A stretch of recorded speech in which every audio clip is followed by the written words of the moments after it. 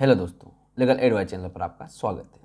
दोस्तों, आज की वीडियो पर मुख्य रूप से चर्चा करेंगे 498 ए यानी कि आईपीसी का सेक्शन था। पहले 1 जुलाई 2024 के पहले ये आईपीसी का सेक्शन 498 कहलाता था। उसके बाद 1 जुलाई 2024 के बाद जो भारतवर्ष के अंतर्गत कानून में बदलाव किया गया, कानून को चेंज किया गया। पहले जो पुराना कानून था उसकी जगह अब नया कानून लगा दिया गया है।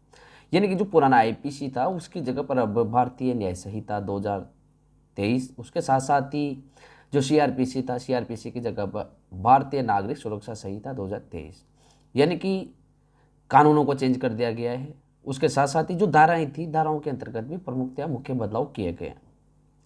कुछ धाराएं ऐसी हैं जिनके अंतर्गत बिल्कुल बहुत ज़्यादा बदलाव कर दिया गया है, और कुछ धाराएं ऐसी हैं जिनके अंतर्गत केवल और केवल सेक्शंस को चेंज किया गया है। एज इट इज डेफिनेशन से वही की वही है। अगर वर्तमान समय की बात करें तो वर्तमान समय में जो 498 ए है उसकी जगह पर अब यहाँ पर भारतीय न्याय संहिता की धारा 85 और 86 यानी कि बीएनएस की धाराएं वो बन गई है। अगर वर्तमान समय में किसी भी मामले पर, अगर दहेज का मामला अगर जहाँ पर दर्ज किया जाता है, जहाँ पर महिला को ये लगता है कि मुझे दहेज के लिए प्रताड़ित किया जा रहा है, मेरे ऊपर हरासमेंट किया जा रहा है, मेरे ऊपर क्रूरल्टी की जा रही है, तो ऐसे मामले अब भारतीय न्याय संहिता की धारा बीएनएस की धारा 85 के अंतर्गत दर्ज किए जाएंगे।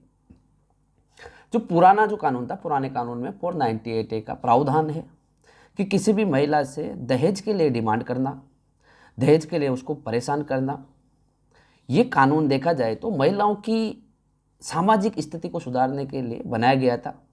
और कानून बनाने के साथ साथ ही यहाँ पर बहुत ज़्यादा इस महिलाओं के द्वारा इस कानून का फ़ायदा उठाया भी गया। उसके साथ साथ अब यहाँ पर जो ये कानून है, कानून केवल और केवल पतियों को हरासमेंट करने के लिए, पतियों को मेंटली डिस्टर्ब करने के लिए वर्तमान समय में इन कानूनों का बहुत ज़्यादा मिसयूज हो रहा है, जो केवल और केवल महिलाओं को प्रदान किए गए थे। दहेज का कानून हो सकता है, इसके साथ साथ घरेलू हिंसा का कानून, जो कि केवल और केवल महिलाओं को सुरक्षा प्रदान करता है।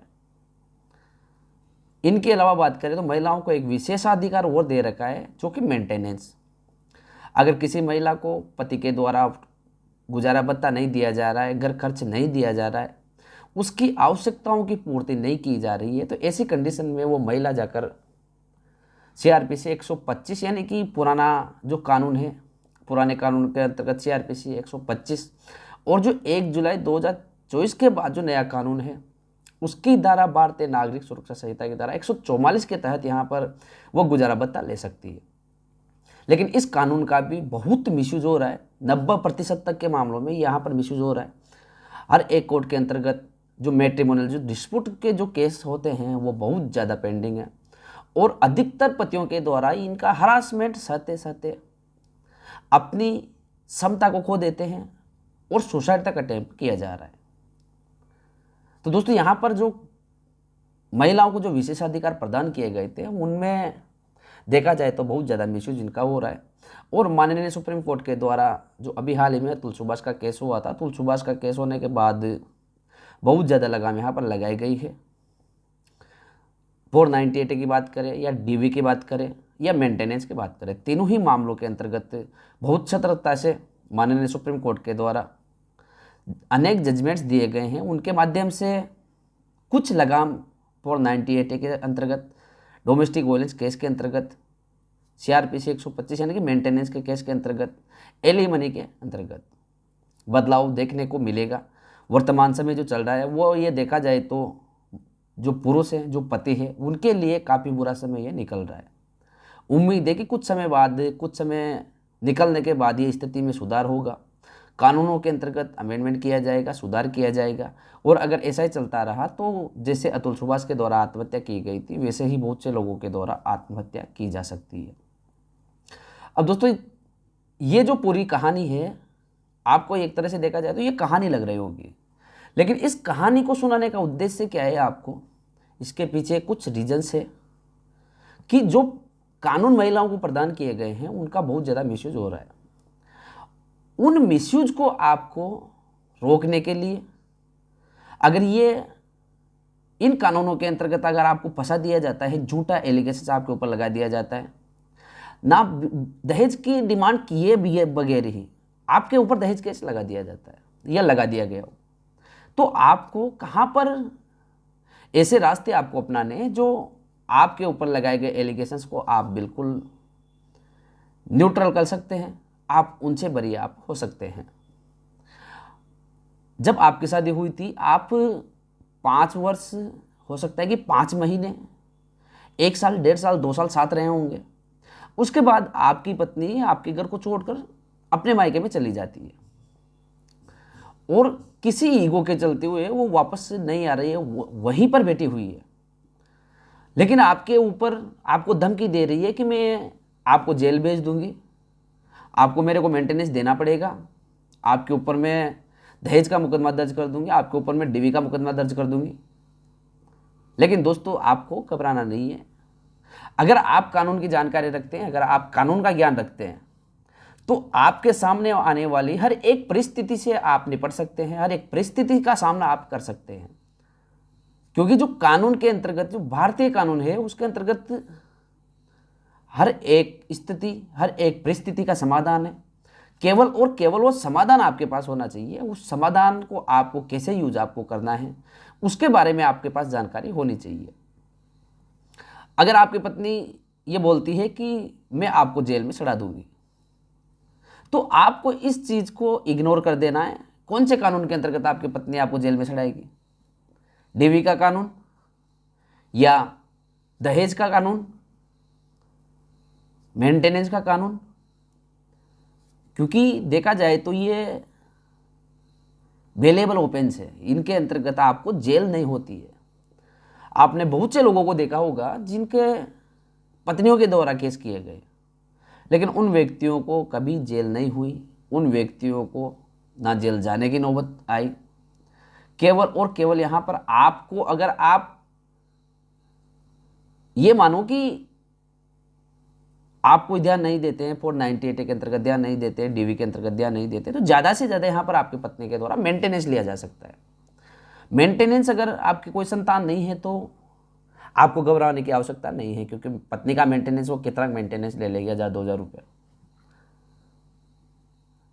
आप अगर यहाँ पर घबरा गए, आप अगर यहाँ पर परेशान हो गए, तो हो सकता है कि आपको बार बार हरासमेंट किया जाएगा, आपको बार बार मेंटली टॉर्चर किया जाएगा।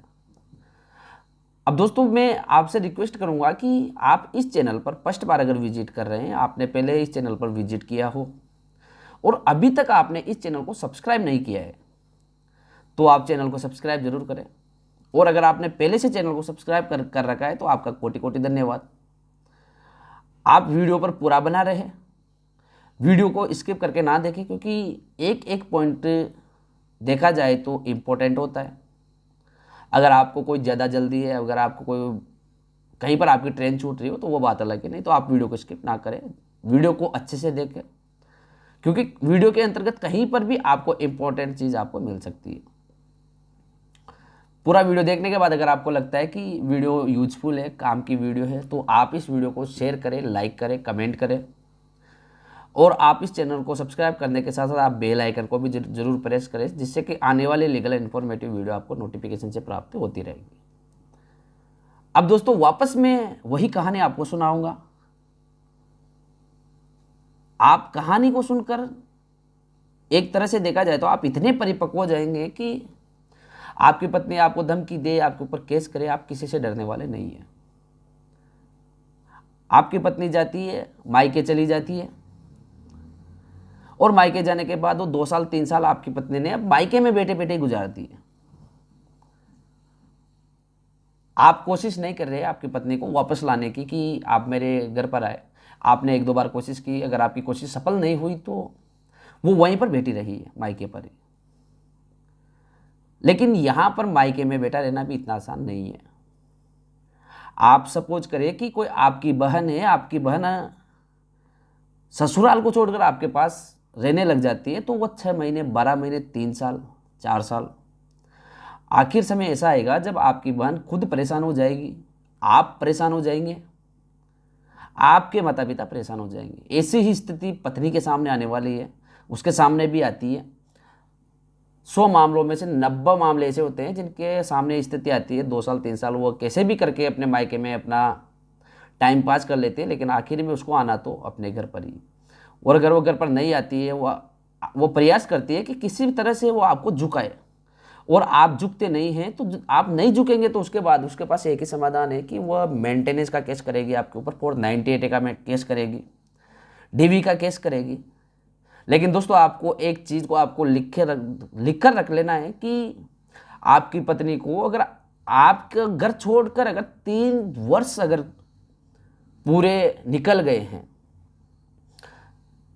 3 वर्ष निकलने के बाद आपकी पत्नी आपके ऊपर अगर एलिगेशंस लगा रही है कि मेरे से दहेज की डिमांड की गई, मेरे को मारा गया, पीटा गया, तो ऐसी स्थिति में वो मामला चलने वाला नहीं है आपका। वो मामला वो FIR दर्ज करवा देगी, लेकिन आपको उस FIR से डरना नहीं है। आपको उस FIR को क्वेशिंग आपको करवाना है, क्योंकि क्वेशिंग करवाने के लिए यहाँ पर 3 वर्ष का जो अंतराल आया, 3 वर्ष का अंतराल काफ़ी अंतराल है, 3 वर्ष तक की सज़ा का प्रावधान है। और ऐसे मामलों में पत्नी के द्वारा 3 वर्ष ऐसे निकाल दिए गए। आपकी पत्नी रूठ कर 2020 में गई थी और 2024 में वो आपके खिलाफ FIR दर्ज करवा रही है, तो इतने दिन आपकी पत्नी क्या कर रही थी? इतने दिन क्या वो नींद में सो गई थी? इतने दिन क्या वो किसी दूसरे व्यक्ति के साथ रहने लग गई थी? जो अगर उसके ऊपर हरासमेंट किया गया है, मेंटली हरासमेंट किया गया हो, फिजिकली हरासमेंट किया गया हो, डिमांड यहाँ पर दहेज की गई हो, दहेज के लिए यहाँ पर उसको प्रेशराइज किया गया हो, तो ऐसी कंडीशन में आपकी पत्नी 3 वर्ष तक क्या कर रही थी? क्या वो घास काट रही थी, या वह, आप समझ सकते हो, मैं ऐसे शब्दों का यूज़ नहीं कर सकता जो किसी के लिए वह आपत्तिजनक हो। तो दोस्तों जिस केस के अंतर्गत 3 वर्ष तक की सजा का प्रावधान है, उस केस के अंतर्गत 3 वर्ष तक की सजा का प्रावधान है, तो उसको 3 वर्ष के भीतर यहाँ पर दर्ज करवाना अनिवार्य है। अन्यथा अगर दर्ज करवा भी देते हैं तो उसको क्वेशिंग आप करवा सकते हैं। ऐसी बहुत कम स्थिति है जहां पर अमेंडमेंट के अंतर्गत अगर कोई मामला 3 वर्ष से ज़्यादा का निकल जाता है, तो एक प्रॉपरली रीजन चाहिए कि किस वजह से उसके द्वारा केस दर्ज नहीं करवाया गया, किस वजह से यहाँ पर डिले यहाँ पर किया गया।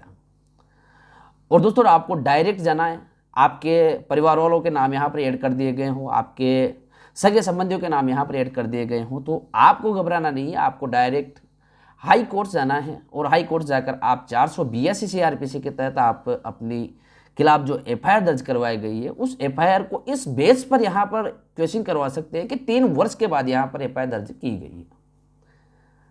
ये 3 वर्ष की गणना दोस्तों उस समय से की जाएगी जो आपकी पत्नी लिखवाती है कि मेरे साथ 1 जनवरी 2020 को मेरे से डिमांड की गई, मुझे मेंटली हरासमेंट किया गया, और 1 जनवरी 2020 के बाद में घर को छोड़कर आ गई। जो ये गणना की जाएगी ये शादी के समय से नहीं की जाएगी। आप जब आपकी पत्नी आपकी कंपनी को छोड़कर जाती है, यानी कि आपके साथ को छोड़कर जाती है, उसके बाद 3 वर्ष की गणना की जाएगी कि किस समय वो वारदात किस समय की बता रही है। बहुत से मामलों में तो ऐसा भी देखने को मिलता है कि आपके पत्नी घर को छोड़कर चली जाती है, 2 वर्ष बाद ये रिपोर्ट दर्ज करवाती है कि मेरे से कल मेरे पति के द्वारा मेरे ऊपर हरासमेंट किया गया, दहेज की डिमांड की गई। तो ऐसी बातों से आपको घबराने की आवश्यकता नहीं है। अगर आप कानून की जानकारी रखते हैं, आप कानूनी ज्ञान रखते हैं, तो आप हर एक स्थिति परिस्थिति से आप निकल सकते हैं। मुझे लगता है कि दोस्तों जो आज की वीडियो थी वो मैंने स्पष्ट साधारण शब्दों में आपको बताई है, ना किसी प्रकार से कोई घुमा फिरा कर बताई है। अगर आपको ज़्यादा जानकारी लेनी है तो नीचे दिए हुए मेरे व्हाट्सएप नंबर पर जाकर आप अपॉइंटमेंट बुक करके मेरे से आप बात कर सकते हैं। तो मिलेंगे दोस्तों इसी जानकारी के साथ फिर से लीगल एडवाइस के लिए। जब तक के लिए थैंक यू वेरी मच।